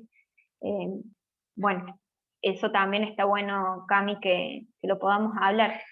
En algunos acompañamientos se puede dar, en otros no, y lo van a ir viendo, yo creo que en los distintos profesionales con los distintos pacientes también les pasa esto de la virtualidad. Con algunos pacientes podrán y con otros no. Pero el acompañamiento que es más específico es complicado. Bien, ¿alguien más quiere decir algo? Gracias, Cami, por contar tu experiencia. Yo quiero decir algo. Sí, Berenice. Siento que con lo que plantea Cami, se me viene que nosotros trabajamos con las interacciones, con el vínculo, ¿no? Ujú, Y en esto que estaba leyendo del devenir del acompañante ujú, terapéutico, del contexto histórico, a donde también se incluye la parte social, cómo repercuten las patologías mentales, ¿no?, que se desencadenan. ujú. Esta nueva crisis, imagínate, de separación totalmente, de vincularnos, ¿no?, de llevarnos a los aislamientos, ¿cómo va a repercutir ahora en el tejido, ¿no?, social? O sea, se nos viene como nuevos Sí, desafíos. ya está Ya está pasando pasando, lamentablemente, sí, sí, sí. totalmente. Ujú, Bueno, digo, ¿qué otras patologías se desencadenarán acá de separación, ¿no? ujú, Bueno, de esto, de la mente con el cuerpo, o sea, esta fragmentación. ujú. Bueno, Sí, sí, bueno, y va, tal cual, Berenice, es así, también nos lleva a plantearnos también nuestro rol a partir del contexto nuevo del que están contexto, viniendo y bueno, de qué manera se va a poder llevar a cabo y qué es lo que va a surgir. Más allá de saber qué es lo que puede llegar a surgir o venirse, como les digo siempre, va a ser cada caso, cada necesidad, cada dificultad y ir implementando este vínculo. Por ahí también lo que se dificulta es que el acompañante está en lo cotidiano y lo claro, cotidiano no es a través de una pantalla. Entonces, bueno, vamos a tener que ir buscándole las vueltas a esto. A lo mejor es algo momentáneo, pero bueno, también es importante que lo podamos pensar. sí, igual yo creo, permiso, ¿no?, que va a ¿Sí? haber más demanda, digamos, Ujú. por esto mismo, de acompañantes en lo cotidiano, más necesidad de los Claro, sí, lo contactos, hay, lo que ¿no? pasa es que está la barrera por ahí de cuando nos guardan y no podemos hacer el Sí, acompañamiento en el lugar. Sí, la demanda está, pero la dificultad también cuando no podemos estar de manera presencial. Eso sí es una realidad, tanto para la familia como para la persona que necesita el acompañante. Sí.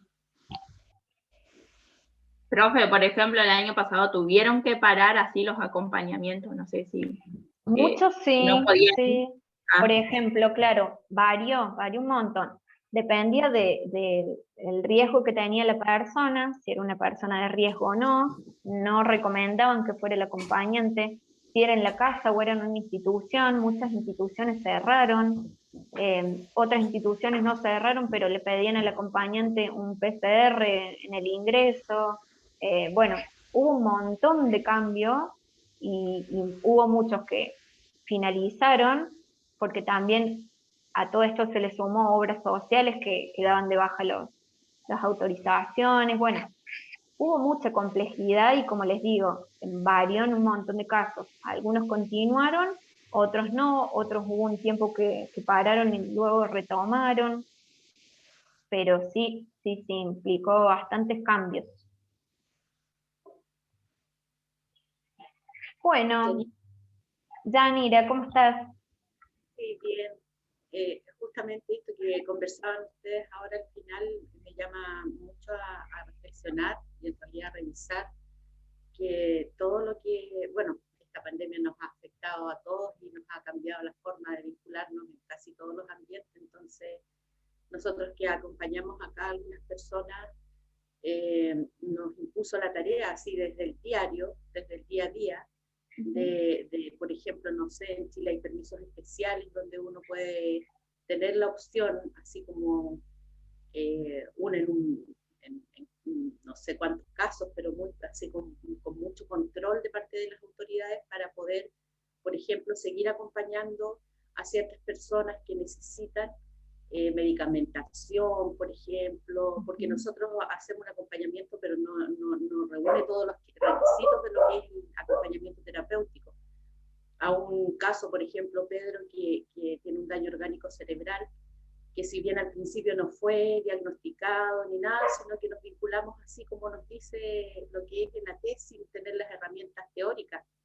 Entonces lo estamos conociendo poco a poco y con el tiempo hicimos un trabajo con psiquiatras, con psicólogos, asistentes sociales, del día a día, digamos, y claro, se tomaron ciertas decisiones a nivel profesional donde él tenía que tener, por ejemplo, los medicamentos todos los días, no se lo podía consumir solo porque tuvo intentos de suicidio con estos medicamentos. Entonces, al final nos impuso la tarea, esta pandemia, de ir creando formas distintas de mantener un vínculo que ya estaba formado, en nuestro caso lo conocíamos ya desde antes, pero buscando formas de inventar, o no inventar, sino que de recurrir a ciertos recursos para poder sostener el vínculo en el tiempo. Claro. Y cuando no pudimos hacerlo presencialmente, el hecho de acompañar, digamos, en contención, en que él fuera elaborando ciertas experiencias que iba teniendo que para él eran realmente inaceptables, porque siempre le gustaba salir, por ejemplo, estar con sus vecinos, o él se empezó a dedicar al reciclaje, entonces iba a la basura, reciclaba ciertas cosas que podía después o regalar o negociar a través de llamadas telefónicas, por ejemplo, o videoconferencias. Entonces, todas estas formas nos están llevando a usar esos recursos que incluso acá en clases virtuales estamos teniendo, digamos, sin conocernos, poder formar y conocer también al otro. Es difícil, pero en algunos casos sí se puede. Entonces, Seguro. eso también hay una luz de esperanza. Seguro. Sí. Gracias, Janine, por contar tu experiencia. Es esto también, ¿no? De nosotros ir adaptándonos al contexto, a las necesidades y a los recursos con los que contamos, adaptándonos y también creando y construyendo nuevas formas, pero que van surgiendo de acuerdo, bueno, a las posibilidades que tiene el otro y que también tenemos nosotros por ofrecer. Pero qué importante esto del caso a caso, o sea, totalmente. Del acompañamiento, si bien es un dispositivo que se puede usar, pero no está estandarizado para todos los casos, ni se puede aplicar así como una maqueta, y justamente porque está lleno de variables en realidad, y se forma, cada persona es un ser singular, lo mismo que los vínculos que uno puede ir formando. Entonces a mí me ha llamado esto de simbolizar de alguna manera el acompañamiento terapéutico como un puente, porque está centrado en un ente, Totalmente.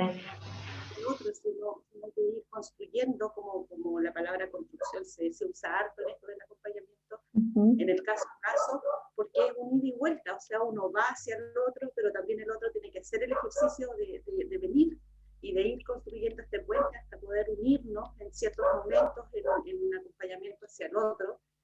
Y claro, por eso esa diferencia también del estatus a acompañamiento que decía uno de los textos, mantener de alguna manera esa diferencia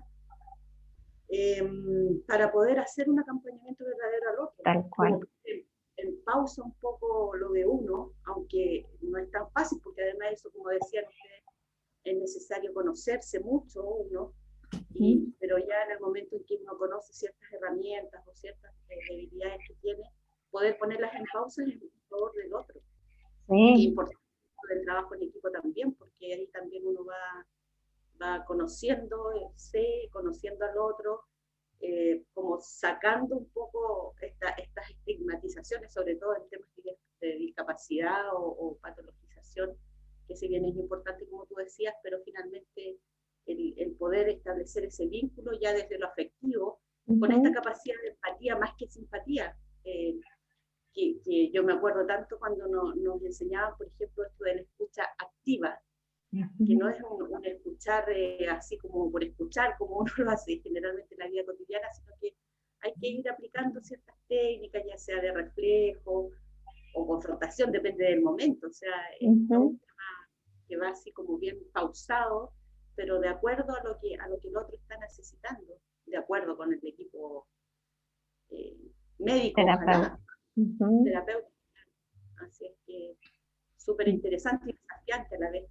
Buenísimo, Yanira nos hizo como un resumen espectacular de la clase y de todo lo que venimos hablando. Me parece bárbaro, ¿no? Muchas gracias, Yanira, muchas gracias. No, gracias a ti.